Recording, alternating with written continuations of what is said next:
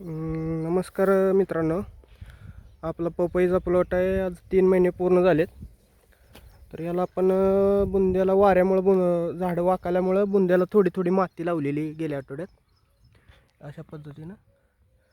तर बुंद्याला माती लावल्यानंतर एक रोगाचा प्रादुर्भाव होतो, हा कॉलर रॉट.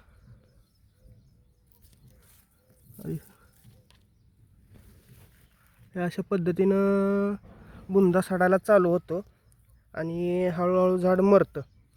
तर त्याला आज आपण अशा पद्धतीनं पाठीवरच्या पंपानं पुढचं नोझल काढून हे अशा पद्धतीनं धुवून घेतोय.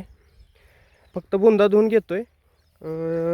त्या बुंदा धुण्यासाठी आपण मेटॅलेक्झिन 35% 200 लिटरला 250 ग्रॅम, त्याच्यासोबत एक चांगलं स्टिकर घेऊन आपण बुंदा धुवून घेतोय.